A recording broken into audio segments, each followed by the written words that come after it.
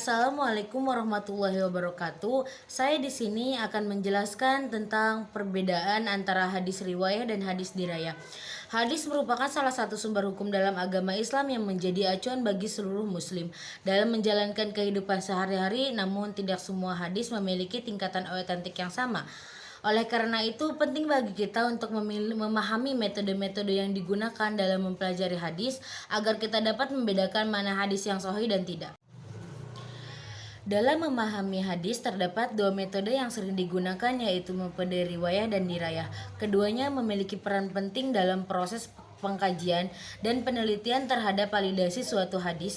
Hadis merupakan salah satu sumber utama dalam agama Islam yang digunakan untuk memahami ajaran dan praktik yang diajarkan oleh Nabi Muhammad SAW. Hadis terdiri dari dua komponen, yaitu sanad dan matan. Sanad berfungsi sebagai bukti keabsahan hadis karena mencantumkan nama-nama perawi yang menghubungkan hadis tersebut dengan Nabi Muhammad SAW. Sedangkan matan berisi perkataan, perbuatan, dan persetujuan dari Nabi Muhammad SAW yang menjadi inti dari hadis tersebut. Hadis riwayah merupakan jenis hadis yang diperoleh dan disampaikan melalui suatu rantai perawi yang jelas dan dapat diidentifikasi dalam suatu proses riwayah. Hadis tersebut diketahui perawi-perawinya dari mulai perawi pertama hingga perawi yang terakhir yang mendapatkan hadis tersebut dari Nabi Muhammad SAW.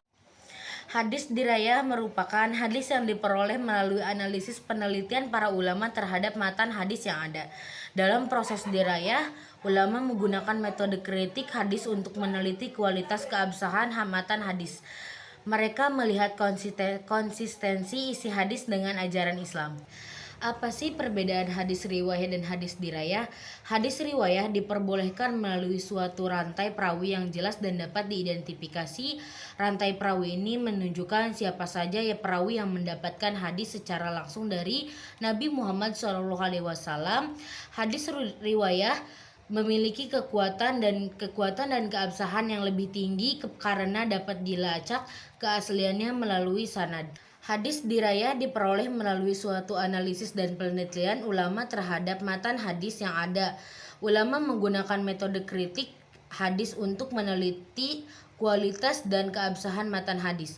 Hal ini dilakukan dengan membandingkan hadis tersebut dengan sumber-sumber lain, konsistensi dengan ajaran Islam, dan kualitas perawi.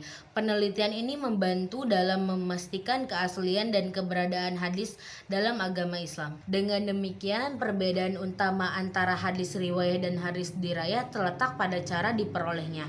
Hadis riwayah didapatkan melalui rantai perawi yang jelas, sedangkan hadis dirayah diperoleh melalui analisis dan penelitian ulama terhadap matan. Contoh hadis riwayah adalah barang siapa yang beriman kepada Allah dan hari akhir hendaklah dia berkata yang baik atau diam. Hadis riwayat Bukhari dan Muslim. Sedangkan contoh hadis dirayah adalah sesungguhnya agama itu nasihat. Hadis ini memang singkat tetapi mengandung makna yang mendalam tentang hakikat agama Islam. Sekian dari saya, mohon maaf jika ada kata-kata yang salah. Wassalamualaikum warahmatullahi wabarakatuh. Terima kasih.